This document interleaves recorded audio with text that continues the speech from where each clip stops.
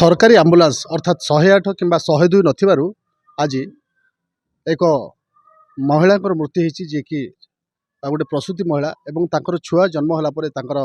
रक्तस्राव होता और दारिंगबाड़ी बालीगुड़ा को रेफर कर तो आसवा समय अधा बाटर तांकर मृत्यु घटला और जितेबाला ये पहुँची से डाक्तर मृत्यु घोषणा करने सहित डाक्तर पुलिस को इनफर्म करते कारण हूँ आज्ञा सरकारी आम्बुलांस नथिबा जोगु से गोटे बेसरकारी आम्बुलांस से गुरुतर महिला को लेकिन आसते जहाँरी फल से आज गोटे हरणा खड़ा पड़ती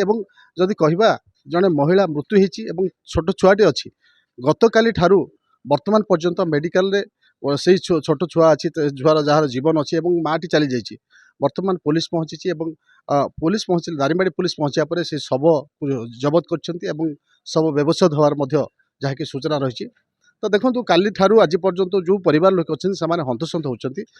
देखो गत काली ठारू जो महिला को लेकिन आसते मु सीधा साल भाव कहि ये जो सरकार जो बेसरकारी आम्बुलांस रही देखो से आम्बुलांस थुआई से आम्बुलांस से जो गुरुतर महिला आसीला अधा रास्तार तार मृत्यु घटला जहाँरी फल से गत काली ठारू आज पर्यंत से हैरान हरकत होती जो आम्बुलांस रही जो सरकारी आम्बुलांस नथिबा जोगु आज एभली घटना घटी जहाँकि स्थानीय लोक कहते जो महिला मृत्यु होती गाँव जोड़े संपर्क अच्छे आम सहित कथा कौ कारण जो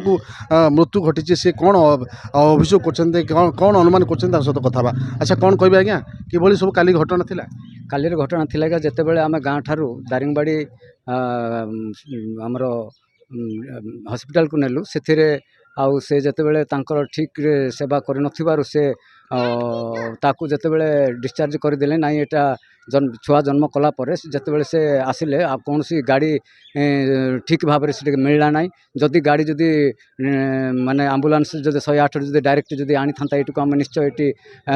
बालीगुड़ा पहुँची था आउ सेठी कौन होती घटना गोटे आम गोटे प्राइवेट गाड़ी जो ये को आम्बुलांस को ये करके खोजाखोजी करके आनला बेले समय अतिबाहित हो गला तेणु आसला बेलू ये मृत्युवरण कले जितेबाला मृत्युवरण कले डॉक्टर ये घोषणा कले जे नाई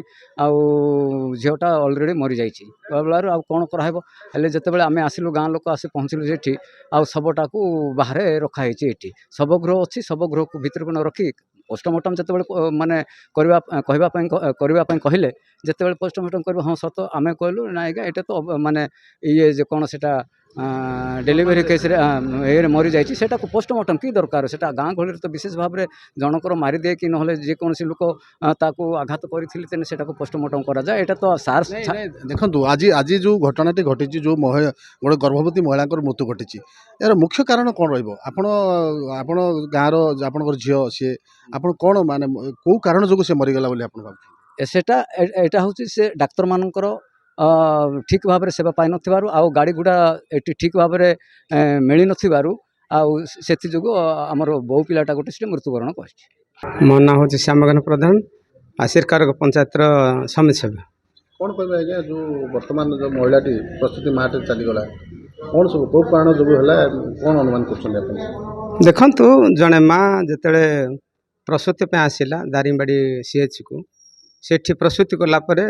अत्यधिक जितेबाला रक्तस्राव है ताकू डॉक्टर रेफर कले बालीगुड़ा को सेठारे 108 नथिला कि सरकार आम्बुलांस नथिला जद्वारा घरोई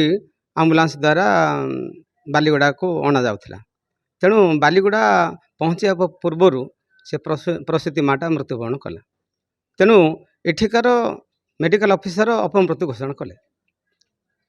जद्वारा पुलिस को इनफर्मेशन करने द्वारा आज तांकर पिला बापा माँ अंचलवासी आम समस्ते समस्या पड़छ आज जाए ए पर्यंत व्यवच्छेद हो पारना। अच्छा तो कौन माने वर्तमान कौन अनुरोध करेंगे कौन कौ कारण तो कहले कौन अनुरोध सरकार तो मु जिला प्रशासन को एवं ओडिशा सरकार को निवेदन करी दारिंगबाड़ी सठिक भाव में जनसेवा निमंते दारिंगबाड़ी सीएच को जदि प्रसूति मान सहायता जदि 102 जोगे दिज्व ताहले आम दारिंगबाड़ी अंचल उपकृत हो प्रतिक्रिया शुणुले 108 आम्बुलांस जहाँ 108 आम्बुलांस सेवा पाइबा कथा दारिंगबाड़ी अंचल से सेवा ठीक से पाई पार ना ତା ସହିତ ଦାରିଙ୍ଗବାଡ଼ି ଅଞ୍ଚଳ ଏକ ବଡ଼ ଅଞ୍ଚଳ ଯେଉଁଥି ଫଳରେ ସେଠି ଯେଉଁ ଗର୍ଭବତୀ ମହିଳାମାନେ ଅଛନ୍ତି ତାଙ୍କ ପାଇଁ ଯଦି ଗୋଟେ 102 ଗାଡ଼ିଟେ ବି ହେଇପାରନ୍ତା ଯାହା ଗର୍ଭବତୀମାନଙ୍କ ପାଇଁ ସ୍ୱତନ୍ତ୍ର ଭାବରେ ତାହେଲେ ନିଶ୍ଚୟ ସେ ତାର ଫାଇଦା ବି ଲୋକ ଉଠାଇ ପାରିଥାନ୍ତେ ଏବଂ ଏଭଳି ଘଟଣା ଘଟିବାର ଦେଖାନନ୍ତା। ତ ବର୍ତ୍ତମାନ ଆପଣ ସିଧାସଳଖ ଭାବରେ ଶୁଣୁଥିଲେ ଏବଂ ତାଙ୍କର ପ୍ରତିକ୍ରିୟା ଦେଉଥିଲେ। ଗତକାଲି ଠାରୁ ଆଜି ପର୍ଯ୍ୟନ୍ତ ସେ ବି ବର୍ତ୍ତମାନ ହଇରାଣ ହେଇକି ଅଛନ୍ତି ଏବଂ ବର୍ତ୍ତମାନ ଶବ ବ୍ୟବଚ୍ଛେଦ ହେବ ଏବଂ ସେମାନେ ଗାଁକୁ ନେଇକି ଯିବେ ଏବଂ ୟାକୁ ଯଦି ଦେଖିବା ଯଦି ଏଇ ଘଟଣାଟି ଏକ ନିନ୍ଦନୀୟ ଘଟଣା ଏବଂ ଯେଉଁ ବର୍ତ୍ତମାନ ଛୋଟ ଛୁଆଟେ ବଞ୍ଚିଛି ସେ ଛୁଆ ବି କିଭଳି ରହିବ କ'ଣ ତାର ପରିସ୍ଥିତି ହେବ ବର୍ତ୍ତମାନ ତା ବଡ଼ ପ୍ରଶ୍ନ ପାଲଟିଛି ଏବଂ ସରକାରଙ୍କର ସହାୟତା ମଧ୍ୟ ସେମାନେ ଲୋଡ଼ିଛନ୍ତି। କନ୍ଧମାଳ ଜିଲ୍ଲା ବାଲିଗୁଡ଼ା ମେଡ଼ିକାଲ ପରିସରରୁ ତାପସ କୁମାର ନାୟକ, MBC TV।